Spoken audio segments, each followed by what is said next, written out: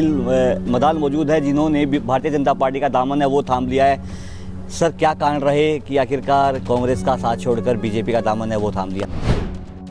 अब पिछले लगातार 3.5 सालों से मैं शहर के अंदर जितने प्रयास कर रहा था शहर को आगे बढ़ाने के लिए डेवलपमेंट के रास्ते में, उसके अंदर कई बाधाएं आई कि जो रुके हुए विकास कार्य हैं उनको तेज़ी से आगे खिंचवाने के लिए आज मैंने भाजपा जनता पार्टी का दामन थामा है। सिर्फ मैं आम कार्यकर्ता बनकर बीजेपी में शामिल होऊंगा और सिर्फ पब्लिक को देखते हुए, पब्लिक के कार्य को देखते हुए मैं बीजेपी में जाऊंगा, क्योंकि माननीय मनोहर लाल खट्टर जी आज जिस कैबिनेट मंत्री बन चुके हैं और जिस सीट पर वो बैठे हैं उस सीट से वहाँ से निगम का हमारा सारा कार्यभार चलता है।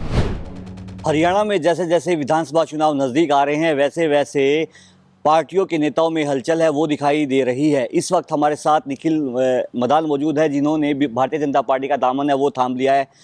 सर, क्या कारण रहे कि आखिरकार कांग्रेस का साथ छोड़कर बीजेपी का दामन है वो थाम लिया? अब पिछले लगातार 3.5 सालों से मैं शहर के अंदर जितने प्रयास कर रहा था शहर को आगे बढ़ाने के लिए डेवलपमेंट के रास्ते में, उसके अंदर कई बाधाएं आई। उसके बाद भी लगातार हमने काम करे, पर आज देखते हुए कि कुछ और तरीके से कि भी शहर को हमने आगे लेकर जाना है। मैं अपने चुनाव में भी एक बात कहा करता था, जितना हम दिल्ली के नज़दीक हैं उतना हम दिल्ली से दूर हैं। शहर को आगे बढ़ाने के लिए, शहर के जो रुके हुए विकास कार्य हैं उनको तेज़ी से आगे खिंचवाने के लिए आज मैंने भाजपा जनता पार्टी का दामन थामा है। और मैं समझता हूँ कि जो ये निर्णय लिया है ये सोनीपत की जनता के लिए उनके मन को देखते हुए लिया है। जिस तरीके आज सोनीपत की आवाज़ है, सोनीपत के लोगों की आवाज़ है, उसको देखते हुए मैंने निर्णय लिया है। सर, ये खबरें आ रही हैं सोनीपत की राजनीति में कि सुरेंद्र पवार जो कि मौजूदा विधायक है कांग्रेस के, आपकी और सुरेंद्र पवार की है वो नहीं बन रही थी, जिसके चलते निखिल मदान ने है वो दीपेंद्र सिंह हुड्डा, भूपेंद्र सिंह हुड्डा का हाथ है वो छोड़ दिया और अब कमल के निशान पर आप राजनीति है वो करोगे। क्या ये खबरें हैं, उनमें कितना सच्चाई है, हम आपके मुझे सुनना चाहते हैं। सबसे बड़ी बात क्या है, ये जनता है, सब जानती है किसकी किससे बन रही थी या नहीं बन रही थी। कोई ये घर की राजनीति थोड़ी ना करनी है हमने पब्लिक की राजनीति करनी है, पब्लिक के लिए राजनीति करनी है। मेरी किसी से बने या नहीं बने वो व्यक्तिगत बात है, वो दूसरी बात है। जो बात है, जहाँ तक बात है बनने की, वो ठीक है, कुछ भी बात हो सकती है, किसी की अपनी निजी हो सकती हैं, उसकी हो सकती है, मेरी हो सकती है। इस चीज़ से मतलब नहीं है, मतलब है पब्लिक से। क्योंकि आज जितने टाइम से मैं विपक्ष में था मैं देख रहा हूँ शहर में कई सारी ऐसी समस्याएं हैं जिनको हम पूरा नहीं कर पा रहे थे। सर, अभी आप मेयर हो कांग्रेस से, क्या इस्तीफा है वो दोगे या फिर कांग्रेस की सदस्यता से इस्तीफा दोगे या मेयर पद से भी इस्तीफा दोगे? नहीं, कांग्रेस की सदस्यता से मेरे को इस्तीफा देना पड़ेगा। वो मैं अपने जितने भी पद पे मैं कांग्रेस की हूँ उनका इस्तीफा दूंगा और फिर उसके बाद मैं बीजेपी में शामिल हूँ। सर, अभी क्या रणनीति रहने वाली है? क्या कार्यकर्ताओं से आपकी पूरी बातचीत हुई? अगर जो बीजेपी ज्वाइन है वो कर रहे हो आप, कितने कार्यकर्ताओं के साथ बीजेपी है वो ज्वाइन की जा रही है? सैकड़ों कार्यकर्ता जो साथ में जाएंगे।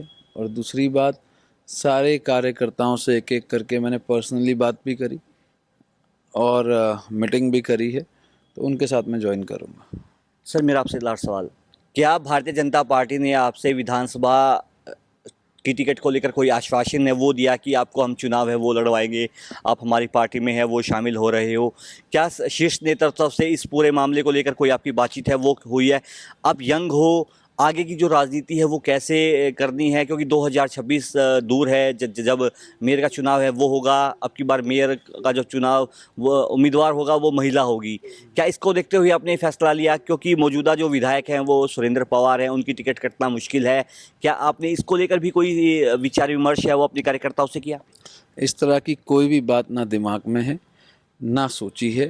सिर्फ मैं आम कार्यकर्ता बनकर बीजेपी में शामिल होऊंगा और सिर्फ पब्लिक को देखते हुए, पब्लिक के कार्य को देखते हुए मैं बीजेपी में जाऊंगा, क्योंकि माननीय मनोहर लाल खट्टर जी आज जिस कैबिनेट मंत्री बन चुके हैं और जिस सीट पर वो बैठे हैं उस सीट से वहाँ से निगम का हमारा सारा कार्यभार चलता है। तो मैं समझता हूँ कि बहुत सारे हम आगे काम करा पाएंगे।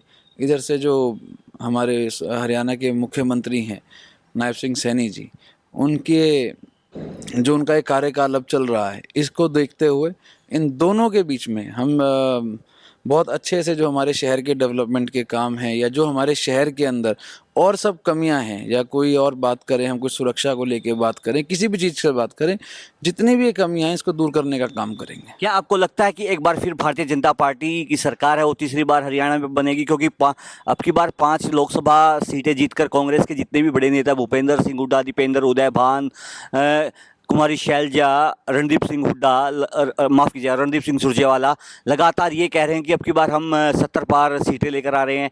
क्या आपको लगता है कि विपक्ष में बैठकर सोनीपत के काम है वो होंगे? मैं समझता हूँ कि तीसरी बार फिर से भारतीय जनता पार्टी की सरकार बनेगी और पूर्ण बहुमत के साथ सरकार बनेगी। और आज हम पक्ष में हैं, विपक्ष अपने दावे ठोकता है, और जब ये चुनाव होंगे हरियाणा के अंदर माननीय नरेंद्र मोदी जी के नेतृत्व में बहुत अच्छी सरकार, बहुत अच्छे तरीके से तीसरी बार सरकार हरियाणा के अंदर बनेगी। देखिए, सोनीपत से मेयर जिन्होंने अब भारतीय जनता पार्टी का दामन है वो थाम लिया है, उन्होंने पंजाब केसरी से खास बातचीत करते हुए दावा किया है कि अब की बार एक बार फिर तीसरी बार हरियाणा में सरकार है वो भारतीय जनता पार्टी की है वो बनेगी, और हम इस पार्टी में रहकर सोनीपत का विकास है वो करवा पाएंगे। सोनीपत से पंजाब केसरी के लिए सनी मलिक। हमसे जुड़े रहने के लिए हमारे YouTube चैनल को सब्सक्राइब करें और नई वीडियो की नोटिफिकेशन के लिए बेल आइकॉन को दबाएं। अगर आप ये वीडियो Facebook पर देख रहे हैं तो लाइक जरूर करें और ज्यादा से ज्यादा शेयर करें। धन्यवाद।